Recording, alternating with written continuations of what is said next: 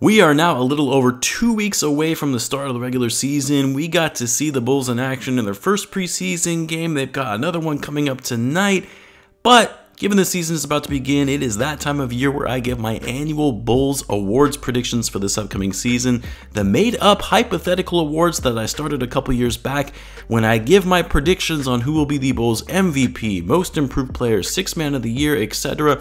I might add a couple of new ones this year that I haven't done before, and that's what we'll be reviewing in today's video. So what's going on, everyone? You're listening to Bulls Central here. Hope you're all doing well.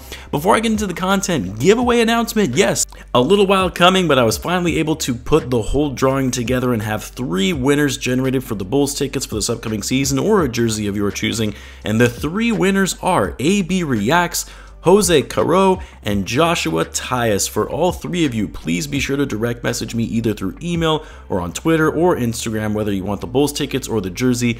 And if I don't hear from you, I'll be reopening the drawings. So don't worry, guys, if you were not selected, there is still a chance if these go unclaimed. But anyway, with that said, let's get into the content. Now, please understand, these awards are for the Bulls roster only. Yes, I'm aware these awards don't exist, but they do in my world. And while I'm going through these, let me know in the comments who you would select for these various awards and why. And I'm going to start with the Bulls MVP for this season. Last year I predicted Zach Lavine would be the MVP for the team, and I think most people will agree DeMar DeRozan was the MVP for last year for the Bulls. He was the most available, the most consistent, and was selected All-NBA second team. However, I think that's going to change a bit this season. I think Zach Lavine is going to be the Bulls MVP, and I think DeMar DeRozan is going to take a step back this year and start deferring more to Zach. I'm not saying DeMar is going to take a step back in terms of his overall play. I think he's still going to be a high-level player, likely an all-star, one of the best players in the league. But if there was anything we could take away from last season, it was that DeMar DeRozan, as good as he was, the Bulls depended on him a little too much on offense, and as a result, the Bulls offense became very predictable. It became stagnant with a lot of guys standing around watching DeMar draw up heavy isolation plays to get to his spots on the floor. That's not a good recipe for long-term success, and if DeMar can use some of those playmaking skills that we saw him develop in San Antonio, it will position the Bulls to be more active in moving the ball around and getting other guys involved. And the main guy I'm talking about is Zach Lavine. Lavine, 27 years old, now on a max contract. He is going to be the future of this franchise. And with DeMar turning 33, you're going to need Lavine to start taking over the ranks, which is why I think you're going to see a big year from Zach, getting more involved on offense. He'll be the Bulls' leading scorer, and I hope he's going to improve his game on defense, and that's why I think Zach Lavine will be the Bulls MVP for this upcoming season. Next up, we've got the Most Improved Player award, and this one is interesting because, well, I think the clear-cut answer is Patrick Williams because everyone is expecting it anyway, or I guess I should say they're needing to see it, for him to make that big of a leap going into year 3. I don't think you can definitively say Pat is a shoo-in for that award. That being said, I am going to take Patrick Williams, which, yes, and it was kind of a cop-out after what I just said, but I'll explain why I think that it's going to be Pat over someone like Ayo or Coby or even Vucevic after he had a down year last year. For me, it's all about minutes. Look, as of right now, the Bulls are incredibly limited at the 4 spot. Pat is really their only true power forward. Yes, guys like Javonte can play the 4, Caruso can play the 4, we've seen DeMar play it as well, but Pat is going to be getting the bulk of the minutes at that spot. And with the minutes and exposure he's going to get, the fact that he's going into his 3rd year fully healthy, there really isn't anywhere else to go but up. At least you sure as hell hope that's the case.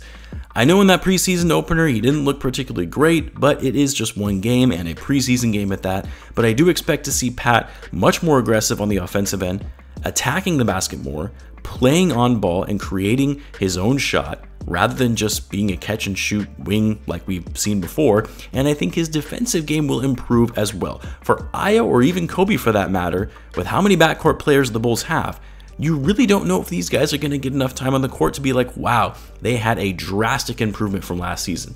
Sure, Ayo is going to get a fair amount of playing time as it's looking like he's going to be the starter while Lonzo is out, but once Lonzo is back, which hopefully he does come back, fingers crossed. But after that, I really do question how much playing time Ayo is going to be putting up, which will of course impact his development and overall improvement from last season. I do think that he's going to improve from his rookie year, but just not as drastic enough of a jump over what I think we can expect from someone like Patrick Williams just by virtue of how much time that he'll be seeing on the court. Moving on to the Sixth Man of the Year award for the Bulls, this is another tough one to read because we don't know how long Lonzo is actually going to be out. We know at least he will not be available to start the season. It's possible we might not see him until January. And because of that, normally the guy I would choose is Ayo, but he's likely going to be starting for a good portion of the year, although we don't know that for certain. Billy Donovan did say they'll decide on who's going to be the starting point guard in training camp, which is still ongoing. But you'd have to think with Ayo starting in that first game, it's probably an indication he's going to get the nod to start for the regular season. But in any event, 6-man. I'm actually going to go with Caruso. We know that even if Ayo does start at point, you're probably going to see Caruso still get quite a few minutes rotating between the 1 and 2, and maybe even play the 4 sometimes to give Pat a breather. And we all know how hard Alex Caruso works. His defensive tenacity, his hustle, his energy, he's that spark off the bench that the Bulls need. Sure, maybe Andre Drummond steps up in a big way for the Bulls to where he might get consideration, but I find that unlikely. Coby White, I mean, we all want to think he's going to step up in that way and be that 6-man for the Bulls as that scoring spark off the bench that we all wanted to see last year, but I honestly just have a hard time seeing Coby get enough minutes to even be considered for this hypothetical award. Like, is he even going to average 15 minutes per game this season? With all the guards the Bulls have, are they going to be able to find more minutes than that for him this upcoming year? I just don't see it. Dalen Terry is another guy. I'm sure a lot of Bulls fans will say, well, he will be the Bulls' go-to 6-man for this upcoming season. And yes, it's easy to say that after the great energetic performance he had the other night, but you have to remember, 1, it's just the preseason, 2, closed out the game playing against other guys who are on two-way contracts, and 3, as much as you would like to see it, he's probably not going to get that many minutes in his rookie campaign unless the Bulls go through some injuries. There just aren't going to be enough spots in the rotation for him on most nights with the Bulls and the roster that they currently have.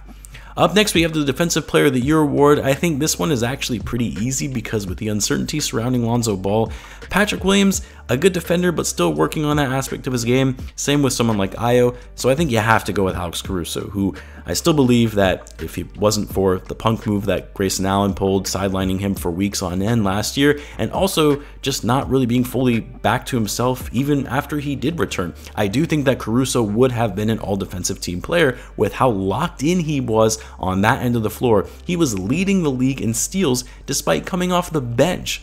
Number 1 in the league in total steals and steals per game, only playing 24 minutes per game. He's an elite level perimeter defender, one of the best point of attack defenders in the NBA. As long as he can stay healthy and we don't run into the situation that happened last year, then Caruso is going to be the Bulls' best defender. And I believe he'll secure his first spot on an all-defensive team list this year. Now, the other 2 league awards that you see handed out are Rookie of the Year and Coach of the Year, but given the Bulls only have 1 rookie and 1 coach, kind of obvious answers for those. But what I will say is I am very excited to see Dalen Terry and what he brings and that energy that this Bulls team really desperately needs. And I'm hoping he'll be able to crack a spot in the Bulls rotation. But since those awards are a given, I'm putting in 2 new awards, the Biggest Surprise Player Award and the Unsung Hero Award, which are kind of similar and could be the same player depending on how you look at it, but I do have separate players for both these awards, and I'm going to start with the biggest surprise player of the season, and that's going to be Nikola Vucevic. We all know Vucevic had a disappointing season last year, by his standards anyway. Normally a player that puts up 18 and 11, shooting 47% from the field is pretty solid, but for the all-star that Vucevic is, the all-star that we traded for 2 first-round picks and Wendell Carter Jr., the Vooch, who was putting up 25 and 12 and shooting 40% from 3, yeah, that was not the Vucevic we saw at all last season, and it really hurt the Bulls big time because he was supposed to be that third scoring option that helps spread the floor and draws defenses away from Zach Lavine and DeMar DeRozan. And it got to the point where teams were leaving Vucevic wide open on jump shots because he wasn't viewed as a threat, and they were willing to gamble on doubling DeMar and Zach as a result. But for this season, I think we're going to see a different kind of Vucevic. Not saying he's going to be back to being an all-star. I think those days are behind him. But I think Vucevic is going to have a much more consistent, more confident, and more aggressive year. I think you're going to see him operating in the post a lot more. They'll utilize his passing skills to keep the ball movement up. And I think you're going to see a bounce-back year from Vucevic and really becomes a difference maker for the Bulls. And the reason I think he'll be the biggest surprise is because a lot of fans have really just written Vooch off, saying that he's on the decline and only going to get worse from here on out, given he's 32 years old. Keep in mind, he is also in a contract year. He's going to be looking for an extension or one last big payday before he really starts to decline and heads into retirement. So I expect a surprise year from Vucevic. And then as far as the Unsung Hero Award, which is basically an award for who will be that guy that does a little bit of everything, but probably doesn't get as much recognition for it, or is one of those fan favorites because everyone is rooting for them to do well and appreciates the hard work that they put in. And maybe I'm a little biased on this one because you guys know how much I love this guy, and that's Javonte Green. I said in my preseason recap video, but I also said it when I did a dedicated video on Javonte Green being the Bulls' most underrated player. But Javonte just gets it.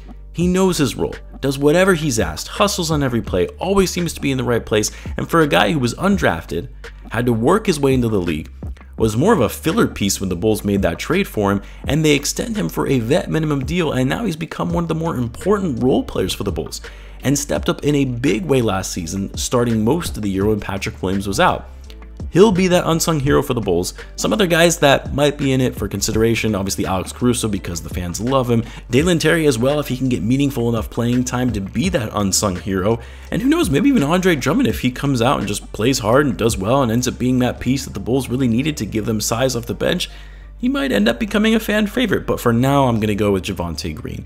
But anyway guys, you let me know who your predictions are for these hypothetical awards. Congrats again on the winners of the giveaway, and as always, be sure to subscribe if you're a Bulls fan, as I do post daily Bulls content. Thanks again for tuning in, guys, and I'll catch you in the next one.